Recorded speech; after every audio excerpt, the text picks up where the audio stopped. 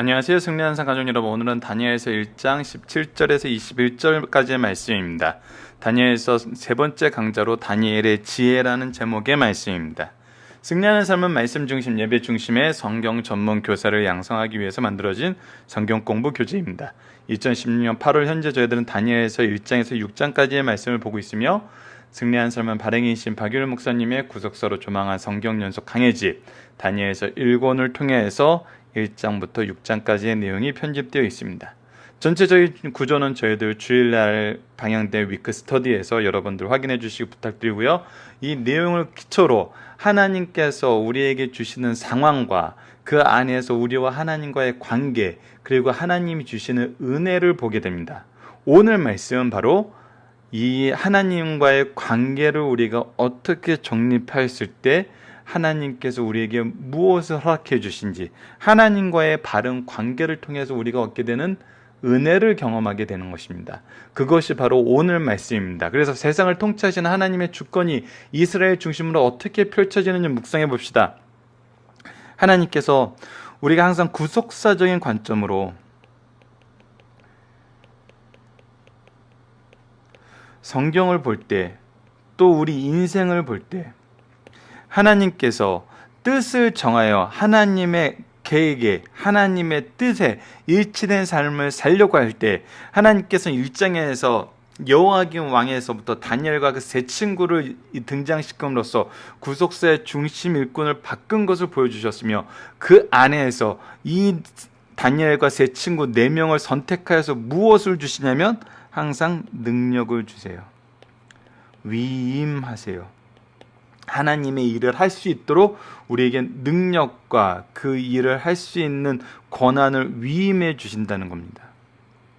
이거는 하나님께서 구속사의 일꾼을 세우시면서 공통적으로 보여주시는 거예요. 먼저 선택하시고 위임하시고 계승하게 하세요. 이것이 구속사의 일꾼을 통해서 하나님께서 역사하시는 그 프로세스예요. 항상 보여주고 있어요. 오늘 그러면 다니엘과 세 친구에게 어떤 능력을 허락하여 주셨는지 한번 그 내용을 보도록 하겠습니다. 다니엘의 지혜입니다. 17절부터 보도록 하겠습니다. 하나님이 이 네 소년에게 학문을 주시고, 무엇을 주셨어요? 학문을 주시고, 지금 현재 이 다니엘과 세 친구가 하고 있는 일이 뭐예요? 바벨론의 학문을 배우는 거예요. 그것 또한 능력 있게 할 수 있도록 학문을 주시고 모든 서적을 깨닫게 하시고, 그러니까 자기에게 맡겨진 그 일을 잘할 수 있는 능력을 주시는 거예요. 지혜를 주셨으니 이 지혜라는 거는 이것을 가지고 어떻게 적용하는가를 아는 거예요. 그러니까 학문을 잘 사용하게 하는 거예요. 우리가 단순히 암기를 잘하고 그것에 대해서 잘 배웠다는 것으로 우리가 큰 일에 쓰임받지 못해요. 그것을 잘 해석하고 바로 적용할 수 있는 것, 이것이 지혜거든요. 근데 이것은 누구를 통해서 알 수 있으냐면 창조주인 하나님을 아는 것을 통해서. 왜냐하면 창조도 하나님이 질서를 세우시는 분이거든요. 그리고 만물을 주관하시는 분이에요. 그래서 이방 학문뿐만 아니라 이거의 본질적인 의미와 역할을 부여하시는 하나님의 지혜까지도 소유하게 되는 거예요. 또한 거기에 더 나아가서 다니엘에게는 모든 환상과 꿈을 깨달아 알게 하더라. 영적인 해석 능력까지.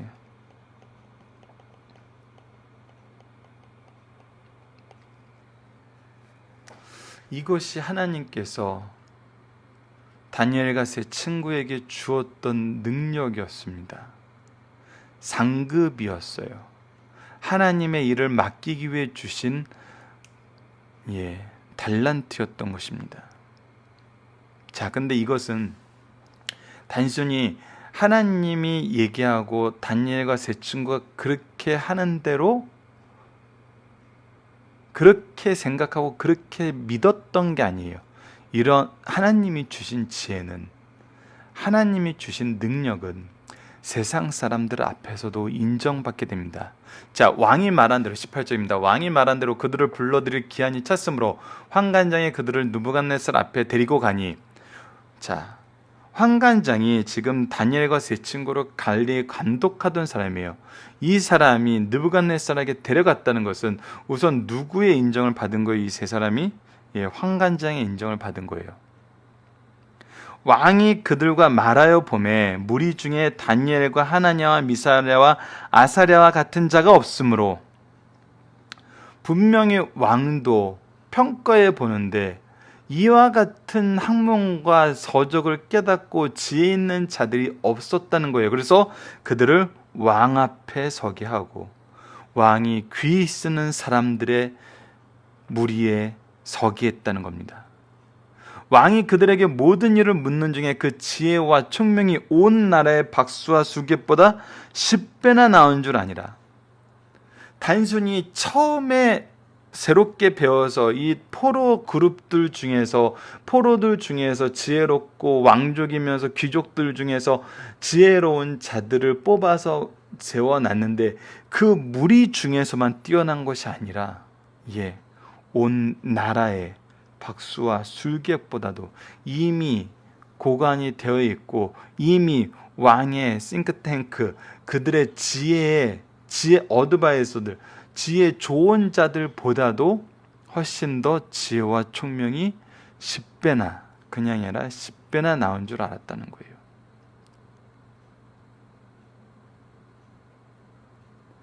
이러한 능력은 하나님께서는 그의 종들에게 주실 수 있다는 거예요. 여러분들, 하나님에 대해서 우리가 바로 깨달아야 됩니다. 지혜가 없을 때 지혜를 구하고 그 지혜를 무엇 하는 데 사용하려 하는지 구속사 안에서 그 뜻과 목표가 분명해야 됩니다.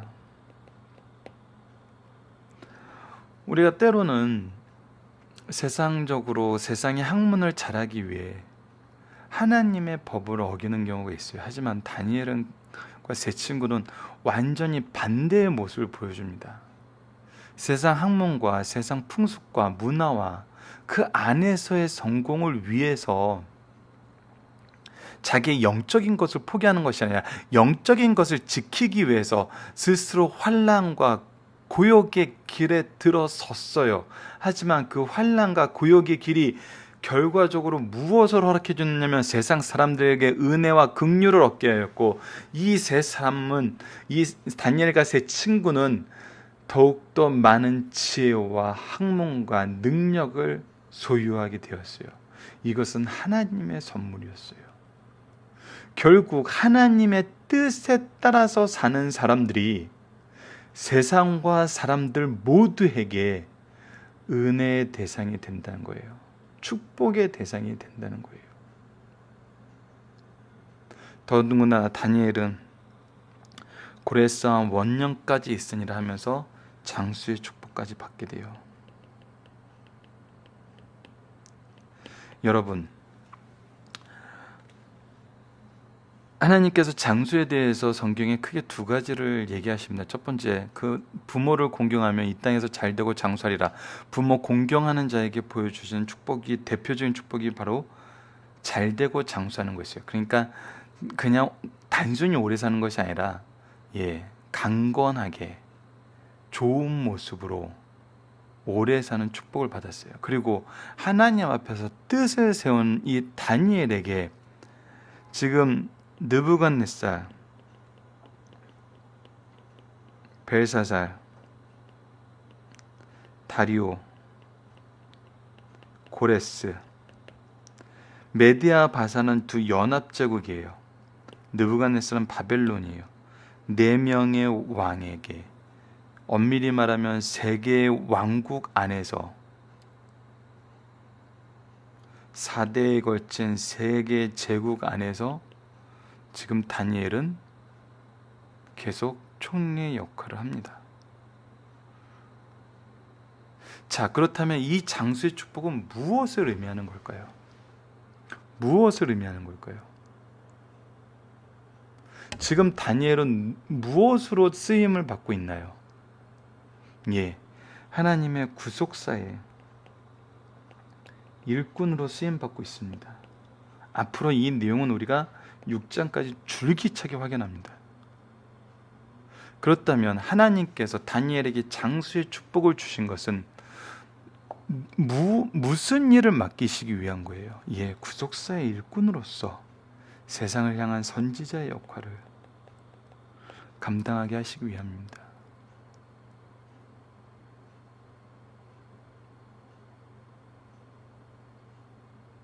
우리에게 어떤 축복을 주신다는 것은 우리 개인의 안녕과 행복 이런 것이 일차적인 게 아니라는 거예요. 우리에게 주신 축복은 하나님의 뜻과 일치했을 때 오고, 하나님과 뜻과 일치된 사람이 어떤 삶을 사는지, 그리고 하나님께서 그에게 어떤 일을 맡기셨는지 세상에 알게 하도록, 세상에 선포하도록, 세상에 하나님의 뜻을, 은혜를, 하나님의 계획을 보이도록 하나님께서 쓰신다는 거예요. 다니엘은 지금 하나님께서 그렇게 쓰시기로 작정하시고 축복해주고 계시는 겁니다. 그렇다면 우리가 누구에게 순종하는 삶을 살아야 될까요? 오직 하나님께 순종하는 삶을 살아야 된다는 것입니다. 본문 묵상하기를 보도록 하겠습니다. 하나님께서는 4명의 소년에게 어떤 축복을 허락해 주셨나요? 세상 학문, 이들이 지금 다 배워야 하는, 해야 하는 그 학문과 그 안에 있는 모든 서적을 깨닫게 하시고, 그에 대한 본래 의미인 하나님이 주시는 지혜를 얻게 하시고, 다니엘에게는 영적인 것까지 하나님의 특별한 섭리를 이해할 수 있는 이 영적인 것까지도 해결해 능력을 허락해 주셨다는 거예요. 왕은 다니엘과 세 친구들에게서 무엇을 발견하게 됐나요? 그들의 뛰어남을 발견하게 됩니다. 이들이 왜 뛰어남을 느부갓네살 왕이 처음엔 몰랐어요. 하지만 2장에서 다니엘이 왜 뛰어나게 됨을 알고 하나님을 찬양하고 다니엘을 높이고, 3장에서 이 세 친구가 얼마나 뛰어남을, 얼마나 하나님의 능력이 이들을 붙잡고 있음을 경험하고 하나님께 영광 돌리고 이 세 사람을 또 높이게 됩니다. 이것은 하나님은 감춰진 하나님, 우리만의 하나님이 아니라는 것을 분명히 보여주고 있어요. 그리고 우리에게 주신 능력이 우리 기독교 공동체, 성도의 공동체인 교회와 가정에서만 필요한 게 아니라 이 세상에서도 인정받고 하나님의 정말 구속의 능력을 전하는 게시판으로 했을 사명을 감당하게 하신다는 겁니다. 중심사상을 보도록 하겠습니다. 다니엘과 세 친구는 상식적으로 생각하면 어리석을 정도로 미련하게 보입니다. 그들은 자신들에게 주어진 세상적 특권은 선민으로서의 신앙적 기준에 비춰볼 때 용납할 수 없었어요. 세상 특권이 내 신앙과 부딪혔을 때 용납할 수 없었어요. 그래서 그 특권으로 보지 않고 오히려 시험으로 알고 그것을 거부했습니다. 그러나 자신들의 입장만 내세워 거부하지 않았어요. 즉 순교자적 입장으로 강경투쟁하지 않았어요. 이것은 굉장히 영적인 시가가 필요한 겁니다. 이것을 우리가 지난 시간에 다니엘과 세 친구가 겪게 되는 어려움이 무엇인지 보면서 나눈 부분이 있죠. 그들은 바벨론 제도를 인정하면서 지혜롭게 10일간 채식과 물만 먹을 것이니 왕의 음식과 포도주를 먹은 자들과 비교하여 보고 결과에 따라 조치해 줄 것을 부탁하였어요. 하나님은 환관장의 마음을 감동시켜 그들에게 은혜와 긍휼을 베풀게 하셨고, 다니엘과 그 친구들에게도 건강의 축복을 허락하셨습니다. 하나님께서는 다니엘과 세 친구가 선민답게 살기로 작정한 뜻을 이루게 하셨어요. 오늘 본문 말씀은 이렇게 진실하고 충성된 다니엘과 세 친구들에게 하나님께서 어떻게 축복하셨는지 가르쳐주고 있습니다. 첫 번째, 하나님께서 주신 축복 가운데 하나는 신앙의 결과로 학문의 지혜를 주신 것입니다. 다니엘과 그 친구들은 포로 중에서 선민의 지혜를 상실하지 않으려고 뜻을 정하고 성교를 유지하려고 하였어요. 이러한 모습을 보시고 하나님께서 그들의 신앙적 행위를 보상하셔 학문하는 그들에게 지혜를 주셨어요. 세상 살아가면서 하나님을 믿지 않고도 학문을 할 수 있고 믿는 자들도 기도 없이 학문할 수 있어요. 그러나 하나님을 믿고 목표를 정하고 기도하면서 공부할 때 하나님께서 지혜를 주셔 학문에 능하게 하실 뿐 아니라 하나님과 세상에 귀히 쓰임받는 일꾼이 된다는 사실을 분명히 가르쳐줘요. 우리가 학문하는 목표가 무엇이냐는 거예요.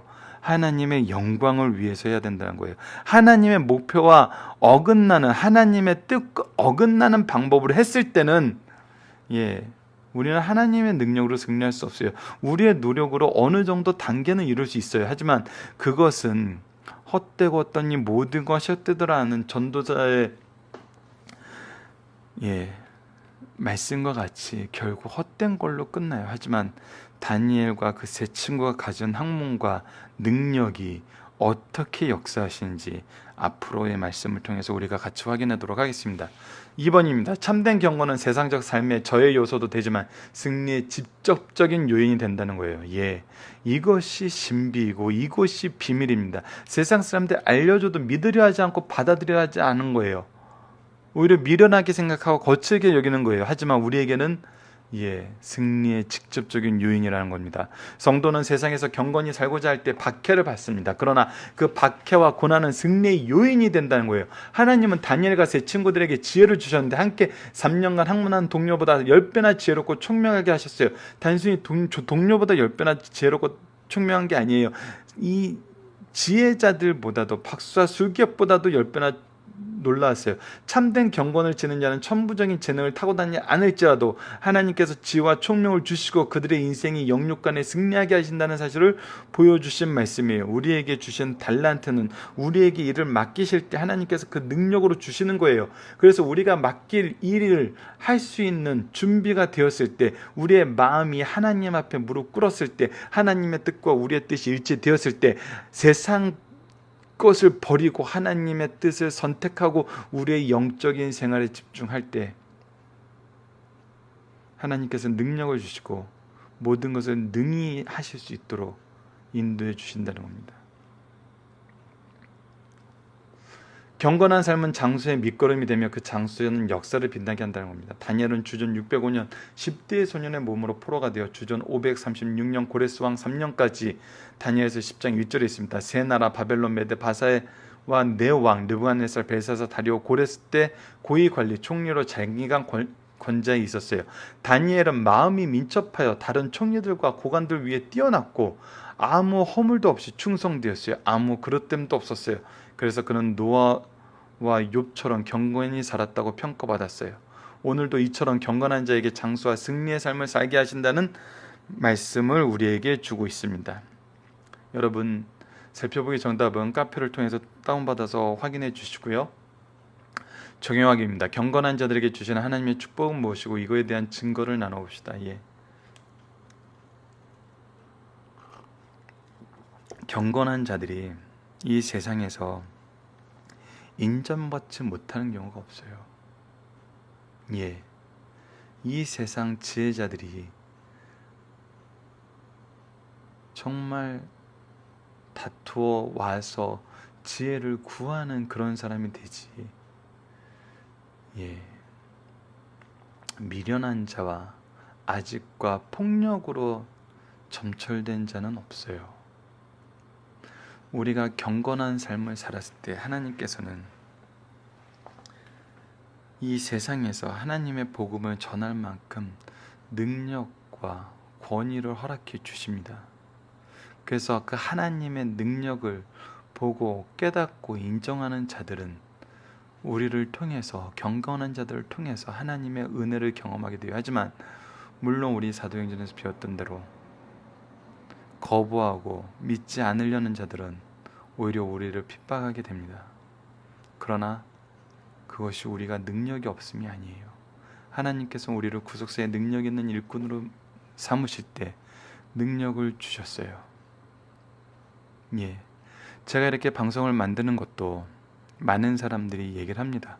과거에 저에게는 이런 모습이 없었어요. 하지만 말씀을 전하는 것이, 말씀을 나누는 것이 하나님께서 나에게 맡겨주신 줄을 발견하고 말씀을 전하고자 했을 때 하나님께서는 입술의 열매를 허락해 주시고 지혜의 열매를 허락해 주시게 되는 겁니다. 승리하는 가족 여러분, 리더 여러분, 말씀의 능력은 보편적인 능력입니다. 예, 특별한 능력이면서 동시에 보편적인 능력이에요. 왜? 모든 사람에게 우리는 복음을 전하라는 예수님의 명령을 들었기 때문에 이건 모든 사람에게 하신 명령이에요. 그래서 이것은 특수하지만 보편적이에요. 소망을 하시면은 얻게 되는 능력입니다. 이 능력을 소유하시는 승리하는 삶 가족 여러분들 되길 원합니다. 말씀을 기초하러 기도하기를 통해서 마치겠습니다. 하나님, 이 세상의 학문과 지혜의 모든 것이 하나님의 주권하에 있고 우리는 그 안에서 하나님의 뜻을 선포하는 선지자로서의 삶을 살게 하심을 감사합니다. 우리로 하나님의 뜻을 바로 깨닫는 지혜와 그 뜻을 담대히 전할 수 있는 믿음의 능력을 허락하여 주시고 이 세상 그 누구에게라도 하나님의 은혜의 복음을 전할 수 있는 구원의 게시판이 되게 하여 주소서. 예수님 이름으로 기도드립니다. 아멘.